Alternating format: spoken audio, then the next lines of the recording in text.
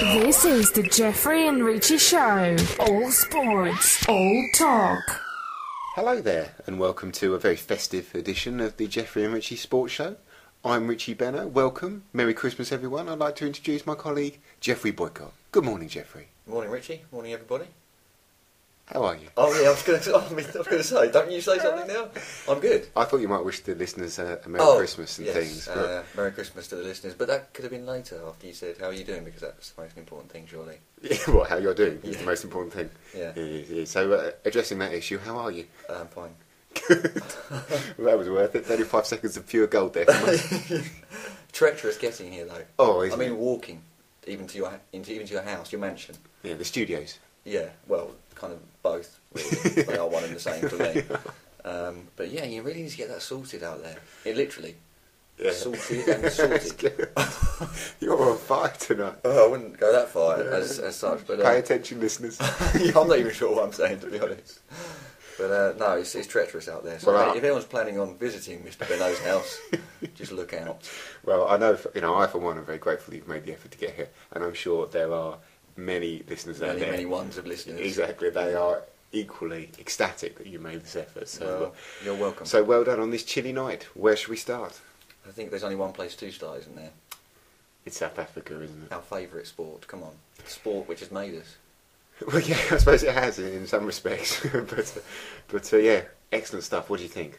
I wouldn't say necessarily excellent. I'd say, firstly, apologies for my ridiculously, almost jinx-like statement last week, where I said that I was now pretty confident in the robustness of England's batting lineup, because it was a bit Ashes, wasn't it? It really was. I should have known that, having said that, it was all going to go horrendously wrong for us from that point. And if it wasn't for what was a magnificent innings from Graham Swan in our first innings, true, there's no chance we would have been able to even attempt to get the draw that we fortunately got in the end.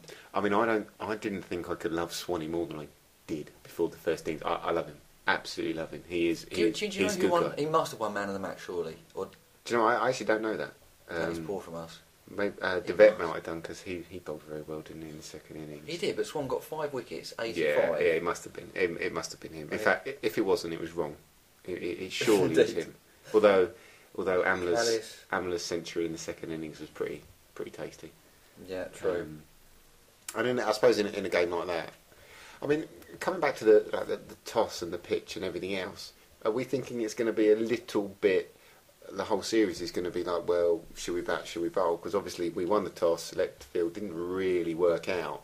But obviously, I'm sure they were forecasting 2 days of rain in the middle of that Test match, and perhaps that was on Strauss's mind. Right.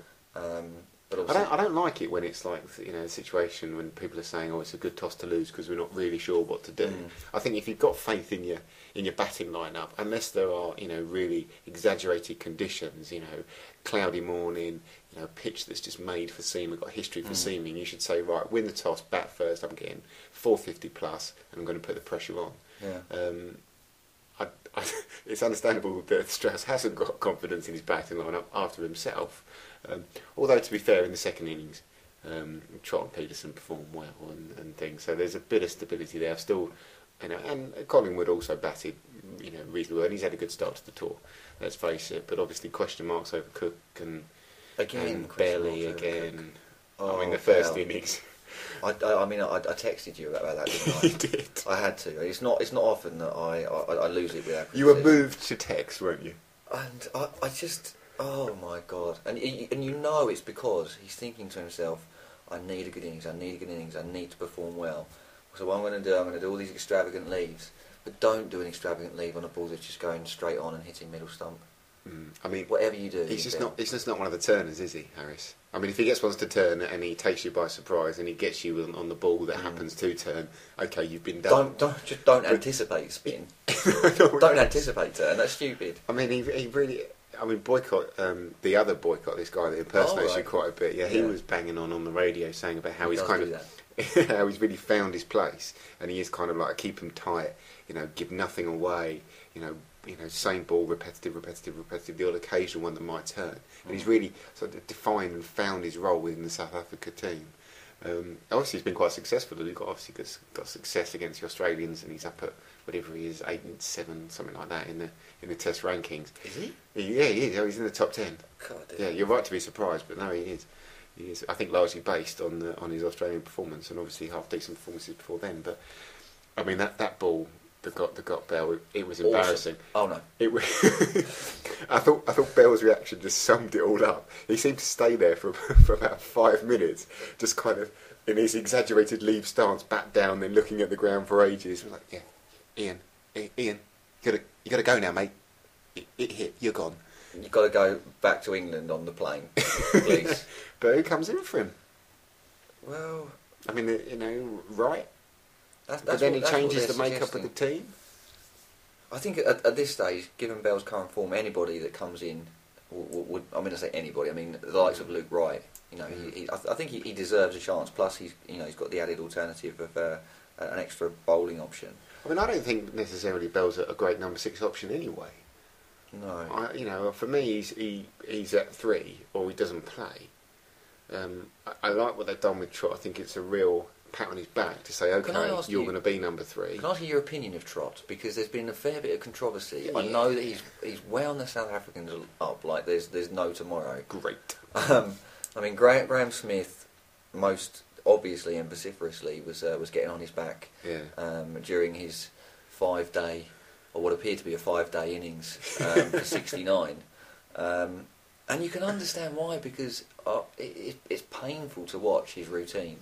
But in fairness, there was none of this in when he scored his flying century, and indeed he got runs in the first innings as well. But he has been warned before, hasn't he, for his delaying, tactics, but his methods. That's just how he does it. And in a situation such as we were the other day, okay, yes, it might be more exaggerated. I don't think it was anything tremendously bad, and I don't think it's anything that the South Africans wouldn't have done in their position. Indeed, Australians would have done it as well, I'm sure.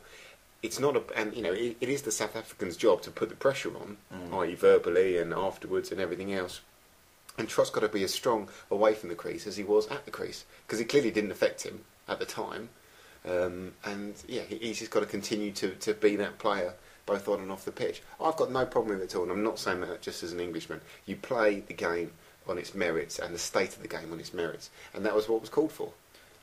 I think the one thing that I would object to is when he's delaying to the point that it's affecting the bowler's rhythm to a degree. In that, I don't think that a bowler should be waiting for a batsman to get ready, because a bowler, well, certainly in terms of the fast bowlers, have got quite a way to get back to their mark, etc. I just don't necessarily agree with that. I mean, fair enough, Trott does seem to have settled in brilliantly into the international scene, but I don't know. I think we're going to have to slightly agree to disagree here. Cause okay. I think as I say, I just. Did you expect more of a fight there? Okay, we'll do that. As I say, I just think it's when the bowler's come down against a batsman, it's 1-on-1, and if you can get some form of edge in some way, clearly you didn't bother Trott. And if it bothers the South Africans, then fine. Okay. Let's hope it goes to first slip. Is that what you're saying? Something like that. But if see what I did there? Edge. Yeah, that's good. Thank you. Keep listening, listeners. Keep listening. Geoffrey and Richie. If you'd like to download the full version of the Geoffrey and Richie Sports Show, including more cricket talk, a full rundown of the goings on in the Premiership, Geoffrey versus Richie, and also the winners and losers of the past 7 days of sport, you can download us at iTunes. We are the Geoffrey and Richie Sports Show.